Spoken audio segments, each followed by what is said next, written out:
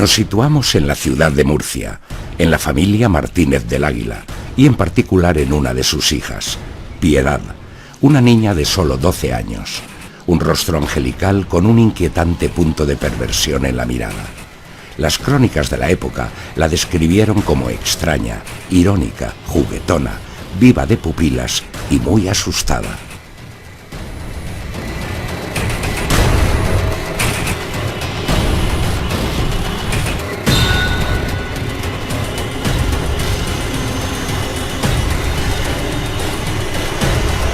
A finales de los años 60, este lugar en el que nos encontramos ahora era conocido como Carril de la Farola. Ahora mismo es la calle Sauce. Y aquí, en uno de estos bajos, vivía por aquel entonces la numerosa familia Martínez del Águila. Una familia normal, trabajadora, humilde, pero con un detalle muy curioso. A finales de los años 60, de manera inexplicable, comenzaron a morir sus hijos más pequeños.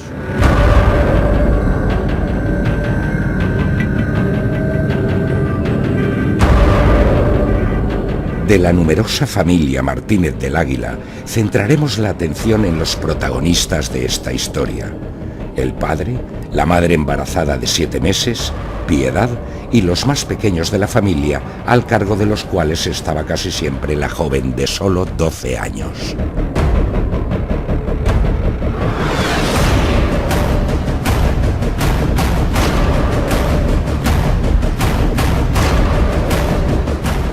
Es verdad que esta es una familia humilde, que era una familia, bueno, pues de la época, ¿no? Sin apenas recursos, que había vivido en un poblado chabolista, que luego fueron realojados en una casa social del Carril de la Farola, creo recordar que se llamaba.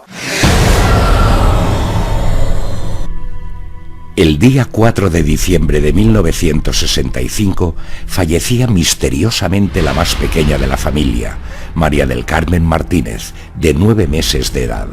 El médico diagnosticó muerte por meningitis, pero 5 días después, el 9 de diciembre, muere el que ahora es el hermano más pequeño, de 2 años. También se echa la culpa a la meningitis, pero cuando 5 días más tarde fallece el siguiente niño en orden de menor a mayor de 4 años, la gente empieza a sospechar que algo está sucediendo. Pues el médico va, se ha muerto un niño de forma repentina, eso debía ocurrir, si no todos los días, día sí, día no, y bueno, pues lo primero que hace, le ves un poco el aspecto que tiene, tal, ves que no tiene lesiones externas, que no tiene golpes, que no tiene cuchilladas, y después puede haber sido una meningitis por los signos que muestra. Cuando se muere el segundo, dentro de una misma familia, pues el médico considerará, dirá, bueno, pues puede haberse contagiado del pequeño, el primero que murió. Bueno, pues también entra dentro de lo posible. Claro, ya empezamos a quedarse cuando se muere el tercero y todos en un plazo de 5 días. Cada 5 días se moría uno. Dice, bueno, ya esto, ya no avalo con mi firma que ha sido una muerte natural, ¿no? Quizás esto, unido o con la similitud a los síntomas que produce la meningitis, como son vómitos también y náuseas, dolores de cabeza, escalofríos en menores, aparte del cuello rígido, otra serie de cuestiones que hizo determinar a José Vicente Hurtado, que es el médico que en las 2 primeras muertes, en las 3 primeras muertes se trasladó al domicilio de los Martínez del Águila, y en las 2 primeras certificó o determinó que la causa de la muerte era meningitis, valiéndose de los síntomas o de cómo la familia había visto esos últimos momentos, de la explicación. En este caso la explicación siempre ha sido la de Piedad, que fue, según cuentan los hechos, el miembro en el que murieron, en brazos de quien murieron sus hermanos pequeños. Las 3 muertes consecutivas de 5 en 5 días y de orden ascendente en edad de los más pequeños no parecen casuales. Los vecinos se inquietan. Tal vez la familia tenga una enfermedad contagiosa de 5 días de incubación o un extraño virus que salte de hermano muerto en hermano muerto. El caso es que empiezan a evitarles y las autoridades tienen que intervenir. Ante la posibilidad de un virus, las autoridades deciden internarlos en el Hospital Provincial de Murcia, hoy día Hospital Reina Sofía. Se les somete a diferentes pruebas médicas y no se encuentra absolutamente nada, así que se decide darles el alta para que pasen las Navidades en casa. Tras su internamiento en el hospital y a los pocos días de recibir el alta, el día 4 de enero de 1966 muere el cuarto hermano, al que le tocaba por ser el menor, Andrés, de 5 años. Las vísceras de Andrés y Fuensanta se envían a Madrid para analizar por el Instituto Nacional de la Salud. No se encuentra la presencia de ningún virus, por lo que se remiten al Instituto de Toxicología y los restos de los niños al anatómico forense. Ahora buscan un tóxico letal. Finalmente, se dictamina que los 4 niños fueron envenenados. Ahora la duda es, ¿por quién?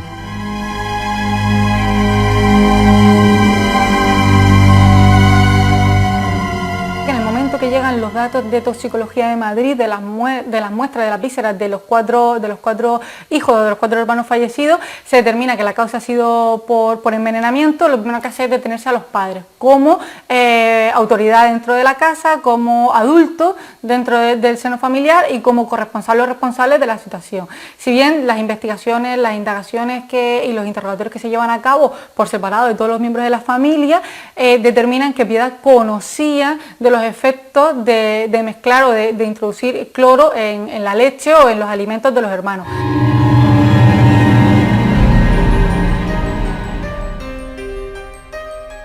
El 15 de enero de 1966, toda la familia Martínez del Águila fue ingresada aquí, en el Hospital Psiquiátrico de Murcia, con gran endurecimiento en las medidas de control. Los padres eran sospechosos, pero las autoridades no lo tenían nada claro. María, cuida de tu hermano y cuida de la niña, que te vengo enseguida. Hasta luego. Confirmada la presencia de un potente tóxico en las muestras obtenidas de los cadáveres, todas las culpas se vertían sobre los padres, que llegaron incluso a ser procesados. Sin embargo, no por ello Piedad, de 12 años, se vio libre de sospechas, ya que era la que más tiempo pasaba con sus hermanos pequeños, cuidándolos, y estaba con ellos en el instante en que fallecieron. Y iba eliminando a los chavales desde el que más le molestaba, que era el más pequeño y el que más cuidados requería, hasta ya los otros que eran un poquito más mayores y medio se podían ir valiendo por sí solos. Pero ella iba eliminando molestias. El bebé fuera el primero, luego la de 2 años también, luego el de 4, ¿entiendes? O sea que los 2 datos son muy significativos. Uno para, yo creo, considerar que no había una especial planificación porque no podía verla, y otro sobre sus motivaciones, que es que quería quitarse de en medio por lo que más le incordiaba, ¿no?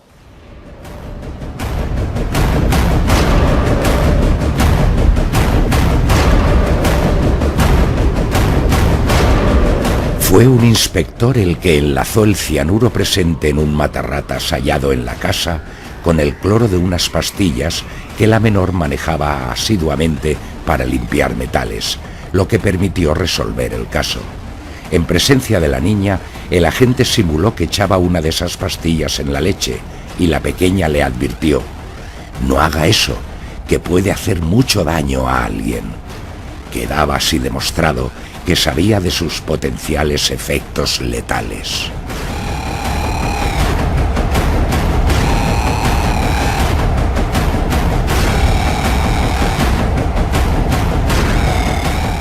Yo creo que la mezcló pensando en que eran tóxicos, que los podría hacer enfermar, pero aparte la cantidad era letal. De hecho, con el resto no se determina en ningún momento de la historia, no se llega a saber por los análisis de toxicología que haya variado de la dosis, sino simplemente funcionaba y la siguió aplicando, utilizó lo que es claramente una dosis letal, es decir, mata al 100% de los seres vivos. Pues las sustancias son simplemente las que tienes a mano.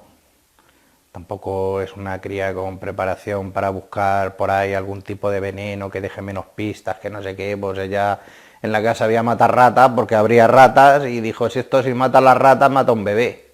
Esto es cuestión de dosis. Y luego pues el cloro, que seguramente vería que en el bote donde había, decía ya una calavera, cuidado, muy tóxico, unas pastillas de cloro que utilizaba para limpiar los metales y la plata, que sus padres lo dejaban allí y le decían: nena, límpiame el candelabro, límpiame el no sé qué, y dijo: pues esto mezclándolo me lo llevo para adelante, seguro, y no se equivocaba, vamos.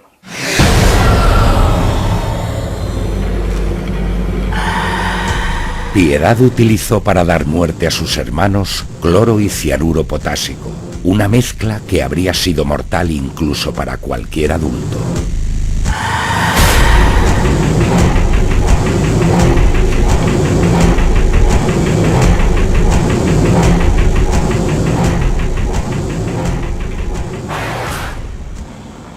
La inconsistencia en las declaraciones de Piedad, de la madre y del resto de los miembros de la familia hacen sospechar que la única que tiene conocimiento de los productos utilizados y de la consecución y de la administración de esos productos es Piedad. Por lo tanto, teniendo en cuenta que los hermanos murieron justo en sus brazos, que había sido ella la que estaba a su cargo, que había sido ella la última en administrarle el desayuno, llevaron a determinar que había sido ella la responsable y la autora de la muerte sin ningún tipo de cooperación necesaria ni coautoría por parte de ningún otro miembro de la familia.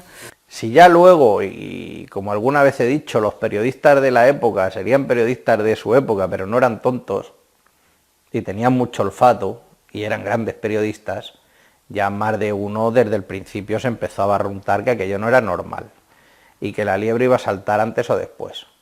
Y que si no habían sido los padres, había sido la hermana mayor y si no el segundo. El móvil o lo que hace o que inicia que estas secuencias criminales es el enterarse del último embarazo de la madre, o también está la otra hipótesis de que simplemente quería librarse temporalmente de ellos, enfermándolos, haciéndolos enfermar, pero finalmente consiguió librarse definitivamente de sus hermanos menores y ello conllevó a que unida a esa tranquilidad de la certificación de la muerte por meningitis y de que pensaba que su método era infalible y no la iban a detectar, continuar asesinando.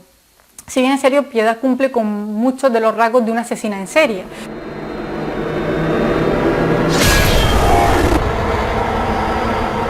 El Tribunal Tutelar de Menores determinó que Piedad había sido la autora de las muertes.